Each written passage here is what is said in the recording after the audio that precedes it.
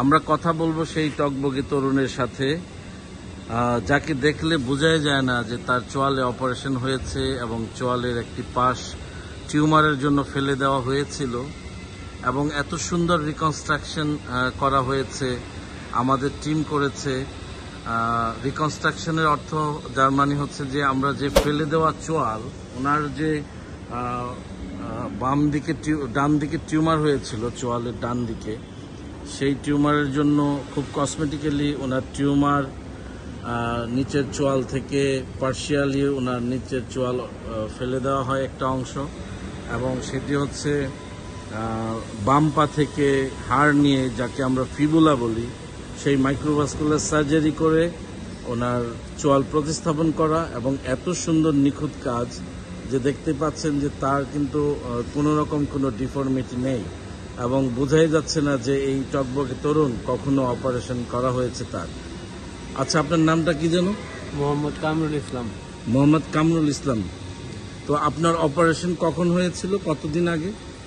এই তো 1 ফেব্রুয়ারিতে, মানে 2023 সালের ফেব্রুয়ারি মাসে। তো সেই অনুযায়ী অলরেডি 1 বছর হয়ে গেছে, প্রায় 1.5 বছরের মতো। তো এখন আপনার এই যে অপারেশন হয়েছে, আপনি কি কখনো আয়নাতে যখন মুখ দেখেন আপনার কি মনে হয় যে আপনার এত বড় অপারেশন হয়েছে, চোয়ালটা ফেলে দেওয়া হয়েছিল?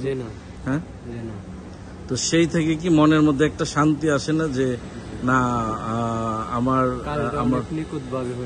অনেক নিখুঁতভাবে কাজ হয়েছে, এবং সেই থেকে নিজের মনের কাছেও তো মনে হয় একটা প্রশান্তি আসে আয়নাতে যখন নিজের মুখ দেখা যায় যে না, আমার অপারেশন রিলেটেড কোনো জটিলতা নাই, এবং মুখটা দেখতে একদম আগের মতো সবকিছু। পারে না যে আমার অপারেশন হয়েছে।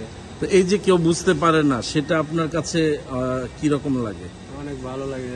কেউ একজনতে নর্মালি দেখলে বুঝতে পারে না যে অপারেশন হয়েছে, আমি যদি না বলি নিজে থেকে তাহলে বুঝতে পারে। তো আমাদের টিমের জন্য দোয়া করবেন, এবং বাংলাদেশের জন্য এরকম বড় বড় অপারেশনের সার্ভিস আমরা ভবিষ্যতেও দিতে পারি, এই জন্য দোয়া করবেন।